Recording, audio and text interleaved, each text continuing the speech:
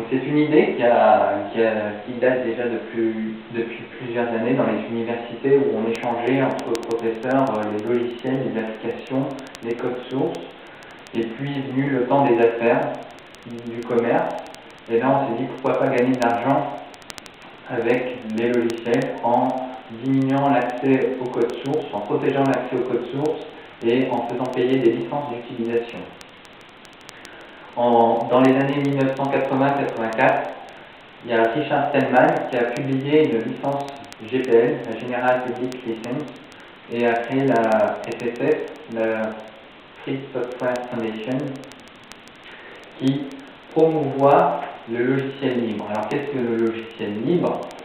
C'est un logiciel c'est une désignation d'un logiciel qui répond à 3 critères, c'est-à-dire librement redistribuable, possibilité de modifier le code source et accès au code source.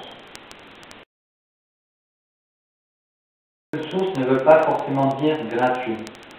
Beaucoup de logiciels open source sont gratuits, mais il existe deux idées dans le logiciel open source. Il y a la FSF qui promouvoit plus la philosophie, la politique, mais qui ne donne aucune information au niveau du modèle économique du logiciel open source. Et il y a une autre association qui a été créée, l'Open Source Initiative, qui permet d'établir différents modèles économiques sur les logiciels open source. Comment gagner de l'argent avec les logiciels open source? Par exemple, on peut faire payer les prestations.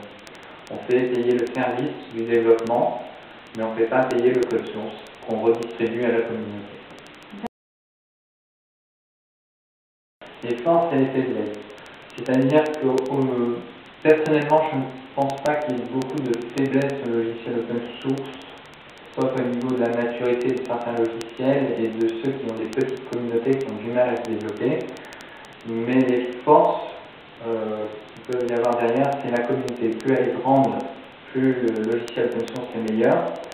Avoir une grande communauté, ça veut dire avoir des utilisateurs, une communauté d'utilisateurs, une communauté de développeurs qui travaillent ensemble à l'élaboration du logiciel open source, contrairement au logiciel propriétaire où c'est des événements commerciaux qui vont établir l'évolution du logiciel.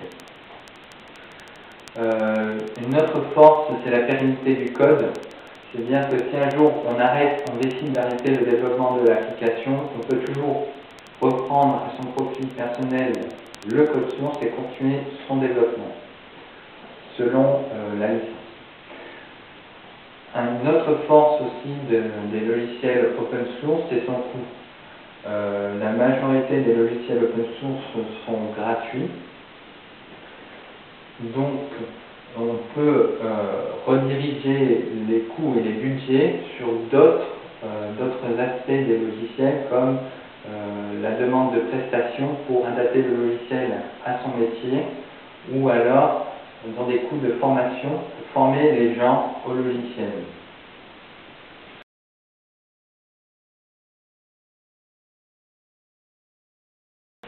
Alors, Reset Music est une start-up qui démarre.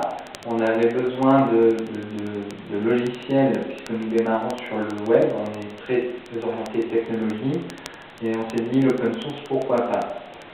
Mais comme on a un modèle éthique, ça veut dire quoi? Ça veut dire qu'on se sert des logiciels open source, oui, mais on redistribue aussi notre travail à la communauté open source.